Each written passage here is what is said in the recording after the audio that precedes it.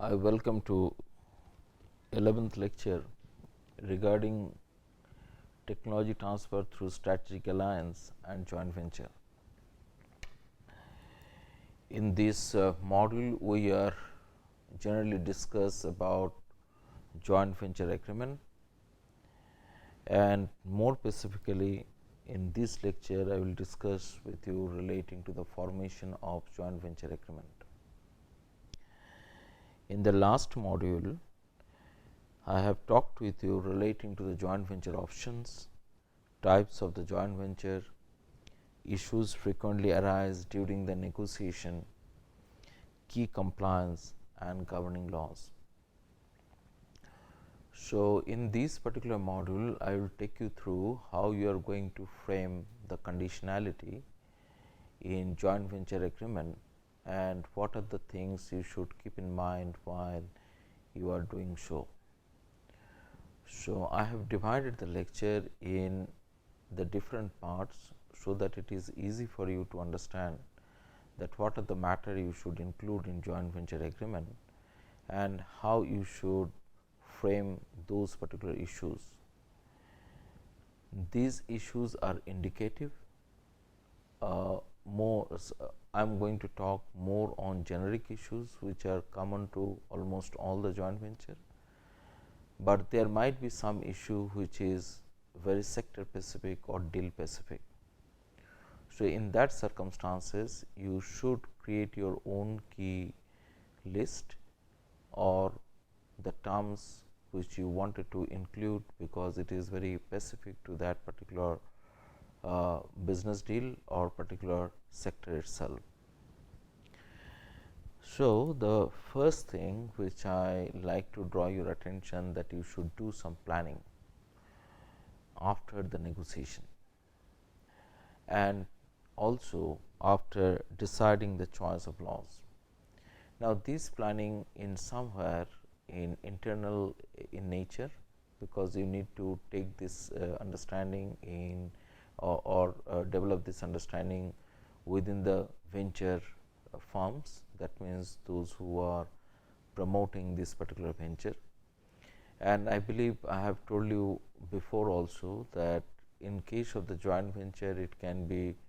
2 venturers or it can be even more than 2 venturers. So, whatever the number of venturers in that particular joint venture, they should do kind of own preparation before they really go for framing the conditionalities of the agreement. So, the first thing which I will request you to do is defining the scope. In defining the scope, you should talk about what are the activities that the joint venture presently intended to or refrain from doing. This is very important because, as I have told you, that if you are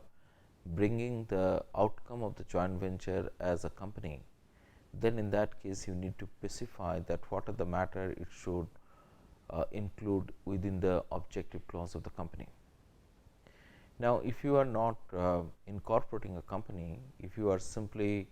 going with some other business form like partnership or limited liability partnership, then in that cases also it is advisable that you should have some kind of defined activity list. And if you are again going for the cooperatives or society, then you might require to even spell out that what are the objective of this particular organization. Now, defining the objectives is also important, because it might so happen the co-venturers, that means the companies who are promoting or the partners who are promoting this particular joint venture, they might be doing the business in related domain. So, you should be careful that while you are defining the activities of the joint venture, it should not going to have a conflict with the existing business of the venturers. Now, then you need to talk about the corporate opportunities. Corporate opportunities mainly to restrict or to remodel, like if you think that, well, the joint venture company or the joint venture organization is going to do a certain thing, then it is advisable that the venturers or the people who are doing the business on a particular domain, they should restrain themselves from carrying that particular business. Now, this matter also differs in the types of the joint venture. Like, if you are doing the joint venture with the foreign partners, or if you are doing inbound or outbound joint venture, transnational or national joint venture, then in that case situation might be different. But in that case, there might also be a restriction relating to the export right, which I have explained in my last lecture. Like, your venturers might do the same kind of a product or manufacture same kind of product in another market, and they are interested to manufacture the same product in this new market where they have found a partner for the joint venture. Now, if that is the circumstances, then they might potentially restrain the venture company or venture organization not to export the same product in the market where they are manufacturing in that particular product. So, when we are talking about the corporate opportunity, we are basically talking about the boundary conditions which the venture companies or venture partners, as well as the joint venture firm which is coming out of this particular joint venture company, you will going to define very carefully. Now, the next issue is that if you are generating any intellectual property, or if you are transferring any core technology, then how you are going to transfer that? Are you going to license that particular technology to the venture company, or you are giving it some kind of a proprietary right to the venture company? And then what will be outcome once if this particular venture company is developed further intellectual property on that particular issue? So, these or if new property has been developed, then who will have a right over that particular property? So, these particular issues need to be further defined, because otherwise at the time of the exit, or if one of the partner want to reduce his ownership or the capital in a venture, then in that case these might be one of the issues for a dispute. So, I will advise to you that you should give a clarity or define this particular matter clearly on the issues of intellectual property, and that is somewhere planning you need to do before you really hit on framing the conditionalities or the terms of contract of the joint venture agreement. Now, the next issues which you should define in the planning itself is there any InterCorporate agreement that will require a permission for joint venture operations? That means, if you have taken some kind of loan from somebody, or the debtor has some kind of a negative right created over activities of the venture organizations, then in that circumstances there might be a clauses wherein it says that if the company or if the firm is going for any joint venture, then they need to take a necessary permission from the debtors or the creditors or the bank or the financial institution from where they are taking the loan. So, you need to look into that, is there any other intercorporate arrangement that will require a permission for joint venture to operate, and many of the time you might find everything is in place, but you have forgot to look into this particular matter, and that might be become an important impediment for your venture to go ahead. Now, you should what kind of due diligence you must complete before the joint venture is actually effective, And I told you before also and now also that you should have a team constituted for the due diligence for the different aspect. Like in the past lecture I have said that in case of due diligence, you can broadly divide this particular matter into three category. It can be legal due diligence, it can be the operational due diligence, and it can be a strategic due diligence. But whatever, or you might have a further category for the purpose of the due diligence. And I have also told you that there is a no as such starting point and the ending point of the due diligence. But in generally, before you go for negotiation, you start your due diligence process, because you want to know more about your partner with whom you wanted to create a relationship, and and you wanted to continue unearthing the information even during the negotiation, even during the formation of the agreement, and even once the agreement is crystallized, signed, and when you are in operation stage. Because it is quite common, and if the organization is very big,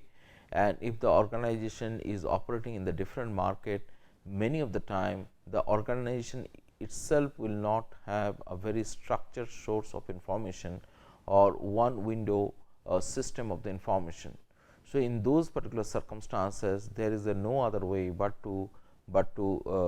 go ahead with this particular due diligence to unearth the information which is crucial for this particular deal. Because if you do not have a transparency on some of the issues which might be the matter of potential dispute tomorrow, or it might expose to a huge liability in the futures, or or because of this non transparency, even it might break this particular joint venture deal. Or even you might think that because of this lack of clarity on certain of the issues, you need to take the protection of warranties from your other partners who are participating into this particular joint venture. So whatever the situation is, due diligence is important, and you should keep on continuing doing this particular thing, even though here I said that due diligence should complete effectively before the JV is actually effective. But I should suggest that you should continue the due diligence even at the operation stage too. Now, I had a long talk with you relating to the regulatory planning, because I have referred this particular matter in different phases of my lecture in the previous module. But nevertheless, I thought to talk more about this particular issue, because regulatory issues is one of the biggest difficulty for any joint venture and sustenance of any joint venture. You should be careful about that what can be anticipated change in the regulatory issues, and this is very crucial when there is a change in the government, when there is a restructuring in the government itself, in the different ministries, or if there is any important event happen within a country relating to passing of the legislation or one or other thing. So in those particular circumstances, you should always calculate that if there is a kind of a change happen in hard law as well as the soft law, or in the regulatory frame, or even in the policy, or even in the guideline, then what kind of an impact it might have, or potentially what kind of an impact it might have on the joint venture. And these issues may be clubbed like industry specific regulatory issues,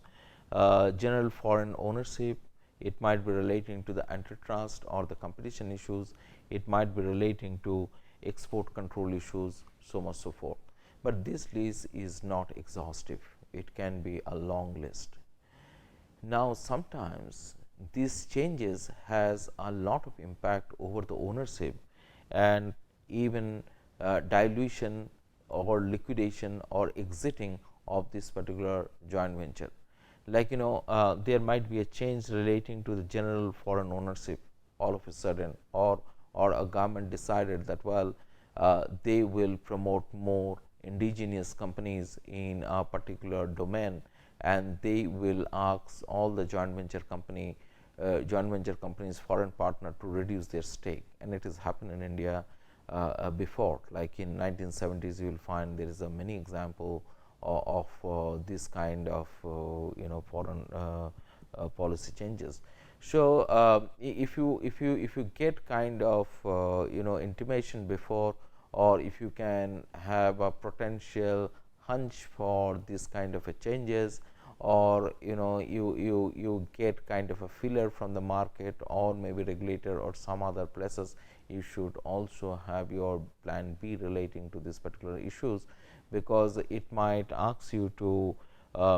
dilute your stake. And if you want to dilute, then in that case, what are the route you are going to take it through? Should you sell your stake to your existing venturer or the partner? If your partner is not interested to take your stake, what are the options available with you to sell that particular thing, or how you are going to do that? And why I am telling this particular thing, this exit or dilution, or for that matter the liquidation right, should be spelled out specifically in agreement itself. Because if it is not provided in the agreement itself, and if you are having a particular type of organization, then in that case it might create a difficulty. Like, let me give you example. If your joint venture agreement led to incorporation of a private limited company, then in that case law provides kind of a protection to a partner or to the promoter of a private limited company, that if somebody is diluting a stake, then he should be offered first, because there is a kind of a preemptory right is exist in that case. So in those particular circumstances, unless you define this what should happen in these particular circumstances in AOA, you might find a potential difficulty even to dilute. Or sometimes even if you are diluting the stake, the general law or maybe sectoral law will state you that you really cannot take the cash back, because even though the government said that you have to dilute your stake, but they might at the same time through the other regulation might say that you cannot take the money immediately out of the market, out of the domestic market. Then in that case, what are the options available with the venturers, and how they should handle this particular scenario, or what are the parameters they should follow? It is advisable that you should decide that, and you should put it into your joint venture agreement itself. So let me take you to the next issues. Next issues is relating to the implication of joint venture on existing business. Now once you start having a new venture, then it might potentially impact on your financial issues. Like when you are making an investment in a new venture, then you need to show that what is this type of investment. Is it that you are investing in the equity, you are doing some kind of a consolidation, or you have invested through equity as well as the debt, or you have invested and then you have placed those particular equity in some financial institution, and then you have taken a potential loan to finance this particular venture. So what I am trying to talking about, you need to spell out very clearly what is the implications of this particular investment, and how it should figure into the financial statement. Please do remember, how it is figuring in the financial statement do impact on the venturer business itself. So sometimes if it is not really cleverly placed into the financial statement, it and the venturer is a public listed company, they might get a hit into the market. So it is a strategy you need to decide that how it should reflect into your financial statement as a venturer.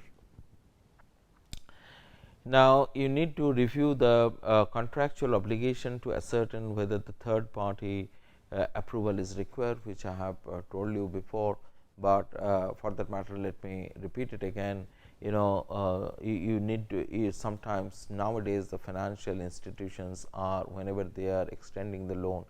they basically interested in macro management of corporate affair, and this is became more and more common, because financial institutions do not want to caught unaware, because it might so happen that some of the decision management has taken, which might lead to potential NPA, creation of potential NPA. Like you might have heard about the present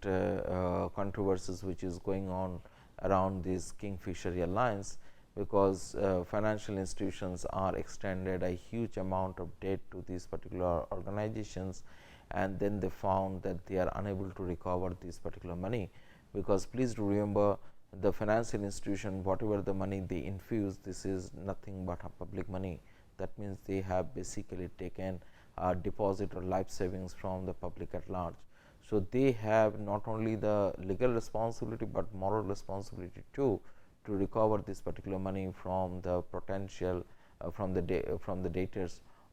from the debtors.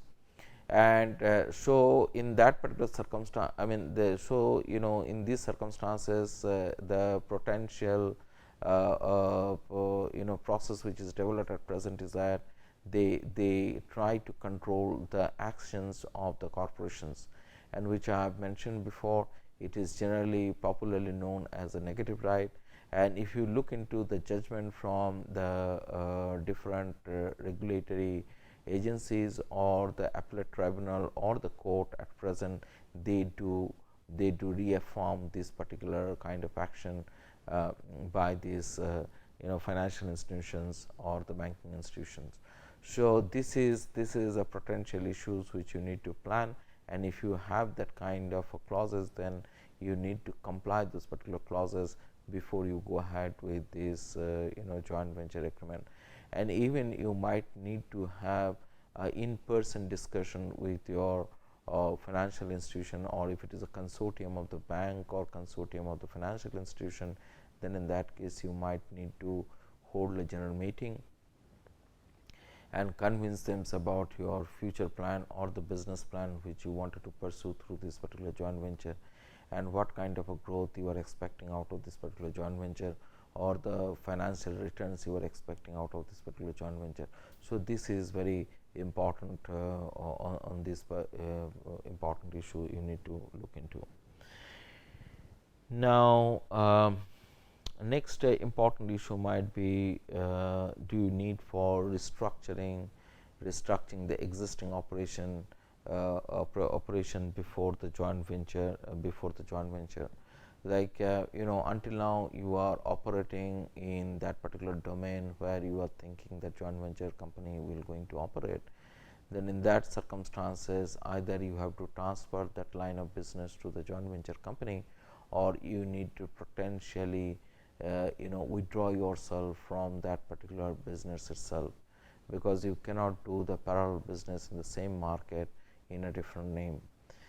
because it will create a confusion, or it might even create some kind of a regulatory barrier. It might be even objected by the fair market regulator, or if you think that you are going to allocate the geographical market, then in that case also it might create a difficulty, because the fair market regulator might come into the play and they said that this is not really acceptable behavior on your part. Now I will talk about the internal preparations which you should do in the planning. You need to identify the divisions, department, unit, subsidiaries which may have an interest in the joint venture. Now in the joint venture you are developing a particular product, and for that particular product some of your department or subsidiary or the unit might supply the input material. So your own department, that means the venturer's own department or subsidiary, might be interested in the joint venture, and if they show in what are the issues in that, you need to identify that, and then you have to adequately protect the interest into the joint venture agreement itself. Joint venture agreement itself. And at the sometimes you need to talk about that, if there is any business plan, so in those particular circumstances, it is advisable that your business plan should incorporate that particular issue on the outset itself, so that it will not create a difficulty in future relating to these particular issues. Now, I have talked with you relating to the confidential agreement in my previous lecture. So, you need to find out that what are the issues to be incorporated into the confidential agreement, because you are exchanging the information which you do not want that potentially should go into the public domain.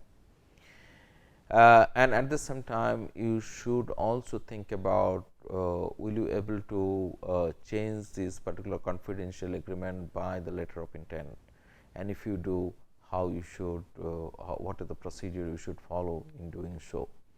because sometimes even this confidential breaching of the confidential agreement, or some information, if it is spill over to the market, then it might be a potential conflict between the venturers or the partner who are putting the joint venture.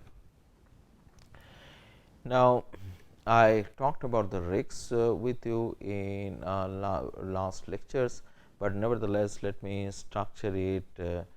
little more. And as I've told you, that regulatory risks is one of the risks. So whatever the what of the approvals which you need to have before you start your operation, you should take that.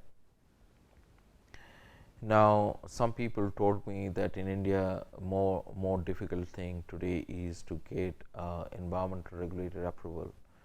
So sometimes it might take a long time, like some people were telling it might take even 2 years. So this kind of if you find that, well, the approval takes so long time, it might upset any venture. So it is better that you should start planning this particular regulatory approval along, or what type of procedure you should follow, who will take the responsibility of taking the regulatory approval. It should be planned properly, or maybe will be part of your joint venture agreement itself. Now, you need to disclose all the informations if you are planning that you are going to put up the joint venture as a public company,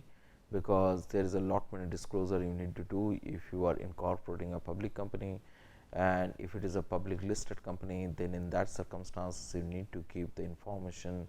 not only to the usual process of incorporation, but you need to keep a continuous disclosure into the stock market. And this process is now well defined, and before you start doing the business, you need to go for lot of disclosure, not only under the listing agreement, but under the several regulatory law which you are subjected to. So it is advisable to do the checklist and see that who is going to take this particular responsibility, or what kind of mechanism you are going to follow to deliver this particular information in the public domain. Now, whether the confidential agreement can be replaced by confidential obligations, which I have told, which I have discussed in the last this thing. But sometimes people think that you need to have a kind of policy relating to your confidential obligation too. It is not only the non-disclosure agreement is sufficient, but if there is an infringement, then how you are going to handle that particular circumstances. So, and who is going to give the warranty, who is going to underwrite the losses which one suffered in this particular process, so much so forth. So you should do kind of understanding or develop kind of understanding or the process for this particular purpose, and advisable to have these particular provision into your JV agreement. Now, whether to include a covenant on disputed subject matter, and I will suggest you should do that, because many of the time, because of the disputed subject matter, it might create a potential difficulty for the new venture, because it might so happen that the dispute is running between the venturer and his creditors, and because of that there is several law are in operations, and when that particular company is further starting a joint venture, that might create a problem for the joint venture itself. So, in those particular circumstances, it is advisable that you should have a provision relating to covenant or sort of a warranty, which you should take it from the promoters of the venturers, so that if there is any future dispute arise, it is somewhere mutually handled and taken care of. So, in the parties of the joint venture, you also require to decide that who is going to be a party in the joint venture, where there is a holding company and there is a subsidiaries, and if the subsidiaries are parties in the joint venture or venturer, then in that case, what is the role of a holding company? Are they coming as a potential guarantor, or they do not have any role, or what kind of control they are going to have into this particular venture? Now, ensure the performance obligation of the parties, because many of the time parties do agree on some of the issues, then when the matter of performance comes, you will find the parties are not really delivering whatever they have agreed upon. So, there should be some mechanism relating to performance obligations. Many of the time you will find the performance obligation might be governed by the existing law. Maybe it is a existing applicable contract law, or maybe law which you have chosen to be governed this particular joint venture agreement, but they might not be sufficient to cover this kind of scenario. And with this, I thank you.